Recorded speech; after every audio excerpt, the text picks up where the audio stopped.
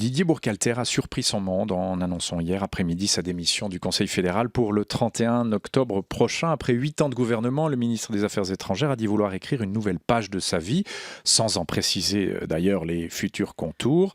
Chef du département de politique extérieure depuis janvier 2012, M. Burkhalter était de plus en plus critiqué pour sa gestion du dossier européen. Il a pourtant souligné que cette question n'avait pas été déterminante dans son choix de partir. Alors, pour parler de son départ, tirer un premier bilan de son passage au Conseil fédéral et tenter d'imaginer la future composition du gouvernement suisse, le plaisir de recevoir ce matin en direct de notre studio du Palais fédéral la vice-présidente du Conseil des États, la libérale radicale saint-galloise Karine Keller-Souter. Bonjour madame. Bonjour monsieur. Et merci beaucoup d'être notre invité jusqu'à 8h. Alors, moi j'ai parlé de départ surprise, les autres médias ont parlé de départ surprise. Est-ce que ça l'a été aussi pour vous, Karine Keller-Souter, même pour la vice-présidente des États que vous êtes, vous ne vous attendiez pas à ce départ ? Non, pas du tout. J'étais surprise.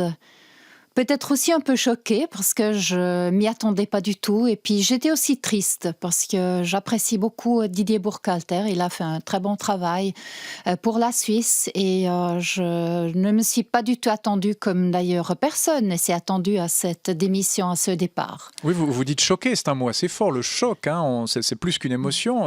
Pourquoi choqué au fond ? Parce que vous l'appréciez particulièrement, parce qu'il va laisser un grand vide ? Oui, je l'aime beaucoup. Je crois qu'on avait une bonne relation, peut-être aussi parce que je parle français, puis c'est plus facile d'avoir le contact entre un Suisse romand et puis une Suisse allemande qui peuvent se parler en une langue, si vous voulez. Mais je l'appréciais beaucoup, alors qu'on n'était pas toujours d'accord. J'étais pas toujours d'accord avec les dossiers qu'il a menés ou bien avec les priorités. Mais bon, ça fait partie des règles du jeu en politique. Même quand on n'est pas toujours d'accord sur les points politiques, on peut quand même s'apprécier mutuellement. Et puis j'avais beaucoup de respect pour ce qu'il a fait. Je crois que il s'est beaucoup investi pour la Suisse. Il a vraiment beaucoup suivi aussi le calendrier européen. Il a défendu aussi les bilatérales d'une part et puis d'autre part. Il a vraiment aussi défendu toujours, et ça j'apprécie beaucoup, les valeurs de la Constitution suisse, la démocratie. Il s'est investi aussi pour la promotion de la paix. Je crois qu'il a fait un très bon travail. Sa gestion du dossier européen, elle a été saluée par pas mal de gens, mais pas mal critiquée aussi, y compris au sein du PLR. Ces derniers temps, vous pensez que ça aurait pu accélérer son envie de partir, ses critiques qui finissaient peut-être par l'atteindre ? Bon, écoutez, je ne sais pas. Je crois que c'est seul Didier Burkhalter qui pourrait vous répondre, parce que finalement, je crois qu'il y a toujours plusieurs facteurs. Je crois que c'est aussi un processus de réflexion. Enfin, il a certainement réfléchi pendant un certain temps au moment de départ.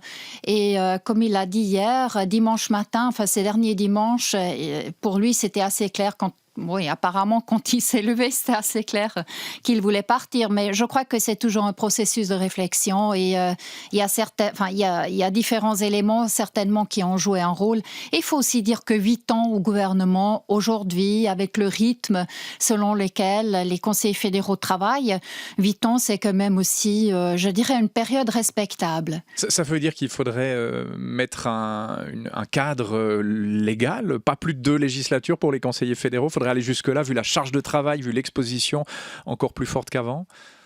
Non, je crois que c'est une question de responsabilité personnelle et je crois que les conseillers fédéraux ont quand même le privilège de pouvoir dire à quel moment ils choisissent de démissionner et je crois que c'est bon comme ça, c'est bon aussi pour le système. Parmi les critiques, je le disais, qui ont aussi été portées à l'intérieur de son propre parti, certaines vous ont-elles paru injustes, Karine Keller-Souter, à son encontre ?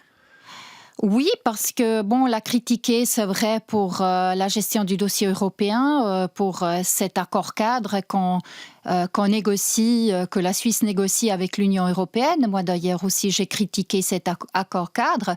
Mais il faut quand même dire que c'est un dossier du Conseil fédéral, c'est pas un dossier Burkhalter. Et ça, peut-être, c'est une évolution, un développement des derniers temps qu'on personnalise beaucoup les dossiers politiques.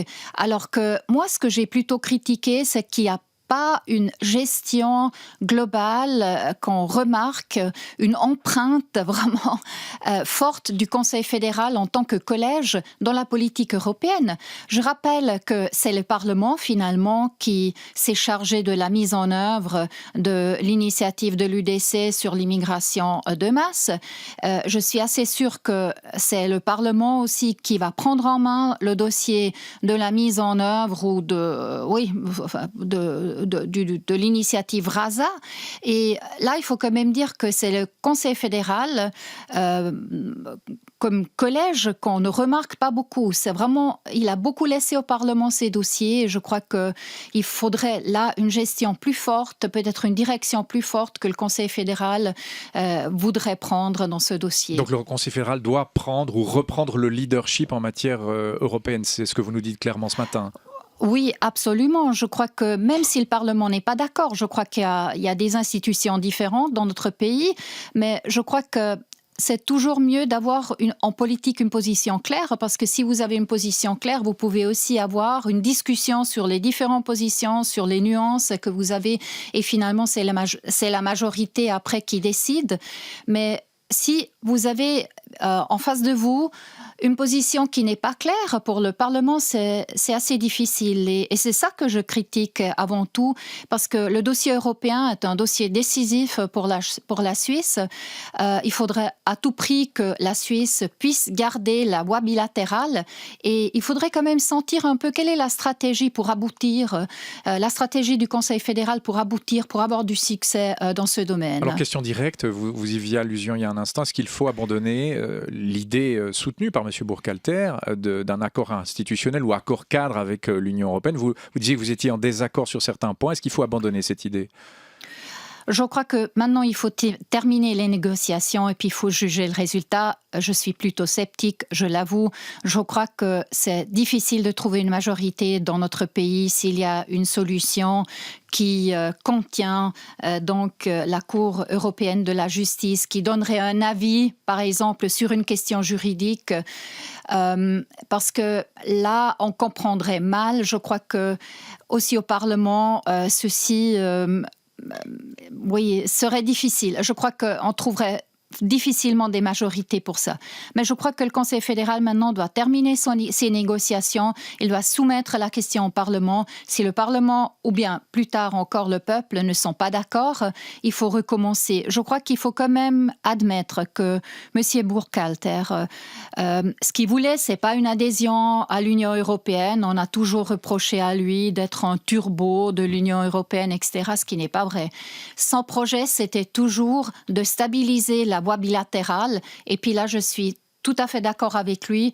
Il y a peut-être des chemins différents pour arriver à ce but, mais je crois que finalement, c'est ça que nous devons arriver à faire, stabiliser la voie bilatérale pour la Suisse. Comme nous ne voulons pas adhérer à l'Union européenne, il faut quand même trouver un chemin. Alors, accord cadre, vous dites vous êtes sceptique, mais pas totalement fermé. Négocions d'abord et on verra ensuite, c'est ça, au fond, votre position? Oui, parce que, je pense que probablement le résultat ne sera pas celui que j'imagine, ou que moi je juge positif, mais je ne le connais pas.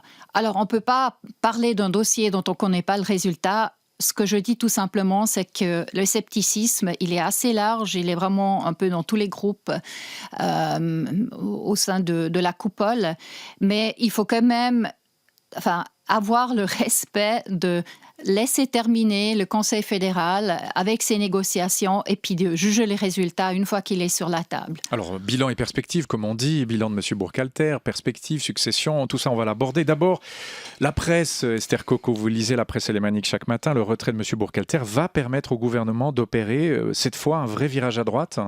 L'annonce du retrait de Didier Burkhalter n'a pas tiré des larmes aux membres de son parti, le PLR, dit ce matin le Blick. Non, ce sont les socialistes qui pleuraient. car grâce à la présence du Neuchâtelois au Conseil fédéral, le virage à droite des élections fédérales de 2015 ne s'est pas totalement fait sentir. Très souvent, Didier Burkhalter a suivi l'avis de ses collègues socialistes et de Doris Leuthard, notamment en soutenant la variante de centre-gauche du projet de prévoyance 2020. Didier Burkhalter a fait preuve d'une grande indépendance vis-à-vis de son parti, le PLR. Son départ va donc plus influencer la vie politique suisse que l'arrivée de l'UDC Guy Parmelin au Conseil fédéral. Maintenant, il faut élire un Conseil fédéral de droite, affirme d'ailleurs la NZZ. Didier Burkhalter, qui n'a pas opposé suffisamment de résistance aux socialistes, doit être remplacé par un libéral convaincu. Selon le quotidien, il faut remettre le gouvernement sur une ligne libérale qui prône moins d'État, moins de subventions, moins de réglementation. Karine Keller-Souter, vous êtes une femme de droite, ou en tout cas de centre-droit. Il était trop à gauche, Didier Burkhalter? Non, enfin, oui. Est-ce qu'il faut Réponse quand pas même simple, dire... hein. Non, c'est pas simple parce que c'est vrai que moi, je suis quelqu'un du centre-droit. Il y a quand même des différences entre Didier Burkhalter et moi en ce qui concerne la politique de parti aussi, parce que le parti radical libéral, il a quand même aussi il y a un certain éventail aussi de positions. Mais il faut aussi admettre, et ça je le dis en tant que femme suisse-allemande du centre-droit, qu'il y a des sensibilités différentes en Suisse romande. Alors Didier Burkhalter, c'était vraiment un libéral, mais en Suisse romande, il faut quand même le constater, il y a des sensibilités différentes en affaires sociales, en ce qui concerne peut-être l'ouverture de la Suisse au monde, etc. Et on ne peut pas dire, à cause de ça, que Didier Burkhalter n'était pas un libéral. Enfin, pour moi, c'est un peu trop simple. Et un conseil fédéral, un exécutif, ce n'est pas un système binaire. C'est un système dans lequel il faut rechercher des solutions, dans lequel aussi on travaille ensemble. Et puis, il faut avoir une certaine indépendance du parti. Ça ne veut pas dire qu'il ne faut pas avoir de convictions. Je crois que c'est important d'avoir des gens qui ont des convictions, qui ont des projets, qui ont des opinions. Mais de l'autre côté, il faut aussi des gens qui ont une certaine ouverture pour trouver des solutions ensemble. Et c'est ça la force du collège. Bel hommage au libéralisme dans son acception philosophique du terme, Karine Keller-Souter. Alors, pour son départ, est-ce que, comme le dit ce commentaire du Blick, est-ce que son départ va enfin pouvoir permettre ce qui s'est passé lors des élections fédérales de 2015, ce virage à droite? Une fois M. Burkhalter parti, on va pouvoir mettre quelqu'un de vraiment à droite et gouverner vraiment à droite? Non, comme j'ai dit, je crois que ce n'est pas si simple que ça. Je crois que le Conseil fédéral décide dossier par dossier et il y a des majorités changeantes. Alors, suivons les sensibilités. Et d'ailleurs, je ne comprends pas pourquoi on se fixe toujours sur Didier Burkhalter, parce qu'il y a aussi Doris Leuthard. Et Doris Leuthard aussi, elle fait partie du PDC. Et puis le PDC se dit aussi un parti bourgeois. Alors on parle toujours de Didier Burkhalter qui apparemment aurait fait basculer les majorités au Conseil fédéral, alors que finalement, je crois que c'est autant Doris Leuthard. Et je crois que se fixer sur une personne, ça me semble pas très juste. D'autant que lui sera parti avant elle, alors qu'on aurait pu prétendre le contraire il y a quelques temps encore. Alors, sur sa succession, abordons la question frontalement. Karine Keller-Souter, vous, la Suisse alémanique, qui avez été aussi à l'époque candidate au Conseil fédéral, est-ce qu'il faut un latin pour succéder à Didier Burkhalter ? Oui, absolument. Je crois que si on regarde le parti radical libéral, depuis l'existence de notre confédération, il y a toujours eu une représentation du PLR de Suisse romande ou bien du Tessin, enfin, je dirais un siège latin au sein du gouvernement suisse. Et je crois que ce n'est pas contesté du tout. Il faut une représentation équitable de notre pays au sein du Conseil fédéral. Et maintenant, c'est le tour des latins, on verra. Latin ou plus spécifiquement italophone, donc tessinois? Est-ce que vous allez jusque-là? Enfin, je crois qu'il y a des candidatures de Suisse romande comme des candidatures tessinoises sont les bienvenues, je le dirais comme ça. C'est pas le tour du Tessin, 18 ans après le départ de M. Coty, c'est pas au tour du Tessin d'y aller. On entendait Oscar Mazzoleni à 7h15, le politologue, qui disait « ça va pas changer grand-chose concrètement qu'il y ait un Tessinois au Conseil fédéral, mais symboliquement, ça va changer les choses. » Or, on connaît la force du symbole dans notre beau pays qu'est la Suisse. Est-ce que symboliquement, ce serait pas au tour du Tessin d'y aller ? Oui, bien sûr. Je crois aussi que le Tessin a attendu quand même pendant un moment pour avoir un siège. Je me limiterai à dire que les chances, cette fois, sont très bonnes pour le Tessin. Je m'arrête là. Alors moi je continue parce que je suis journaliste. Et pour Ignacio Cassis, issu de vos rangs, 56 ans, il a le profil parfait au fond. Il a un très bon profil, ce serait un très bon candidat s'il se met à disposition, mais je sais par mon propre expérience qu'on n'aura pas servi son candidat en parlant trop d'eux et puis surtout à ce stade, on est le 15 juin et ça fait même pas encore 24 heures que Didier Burkhalter a annoncé son départ et l'élection est prévue pour le 20 septembre, alors il faut survivre encore un moment, alors il ne faut pas trop parler encore des candidats qui s'intéressent. C'est ce qui vous était arrivé à l'époque, vous pensez que avec le recul que ça vous a desservi qu'on vous présente comme la numéro 1 à l'époque, c'est ça qui vous avait porté préjudice?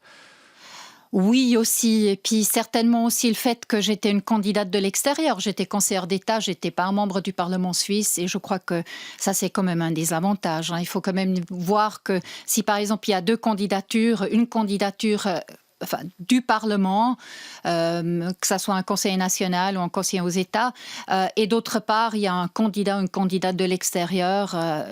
J'ose quand même la prévision de dire qu'il y a des avantages. Il y a des avantages du côté de quelqu'un qui est membre du Parlement.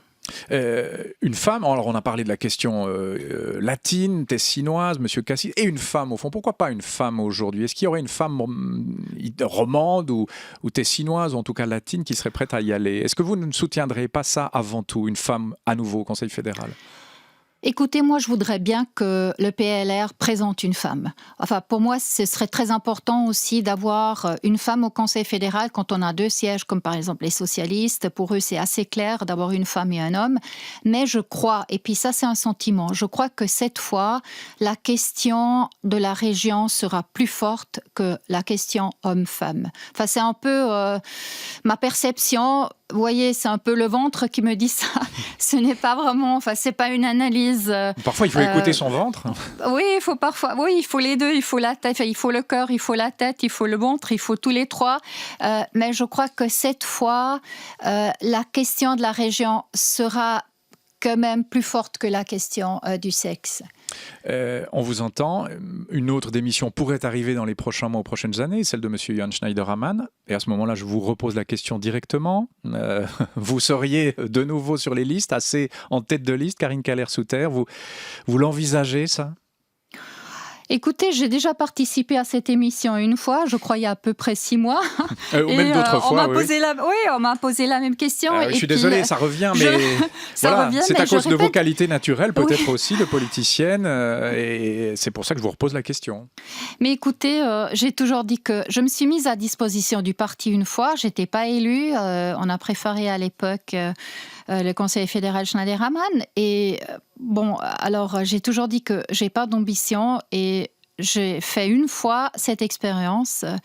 En fait, moi, je ne veux pas faire une deuxième expérience pareille. C'est un non que vous nous dites ce matin. Oui, oui. On l'enregistre aussi comme ça. Sur le DFAE, parce qu'on a parlé effectivement de la question régionale pour succéder à M. Burkhalter, mais qui pour reprendre le dossier européen? Est-ce qu'il faudrait une rocade au sein du Conseil fédéral? Là, qu'est-ce que vous appelez de vos voeux, par exemple, et y mettre le socialiste Alain Berset qui serait éventuellement intéressé par la question? Ça vous paraît une bonne chose? On pourrait répondre à la question lorsqu'on connaît la composition du gouvernement. C'est vrai qu'on parle de M. Berset, on dit qu'il a des envies peut-être de changer de département et puis d'être aussi responsable du dossier de politique extérieure, mais je crois que c'est un peu tôt de le dire. On peut apporter des réflexions différentes. Peut-être ce serait aussi bien de donner le dossier un Suisse allemand, une Suisse allemande, parce qu'il faudra convaincre à un moment donné. Je pense beaucoup la Suisse allemande aussi de la question des bilatérales, parce qu'il y a quand même encore des menaces, entre guillemets, qui se présentent, comme par exemple l'initiative qui demande la résiliation de la libre circulation, donc du contrat de libre circulation avec l'Union européenne, ce qui signifie bien sûr la fin de la voie bilatérale, comme tous les dossiers sont liés, enfin les dossiers des traités bilatéraux de la première génération sont liés par une clause de guillotine.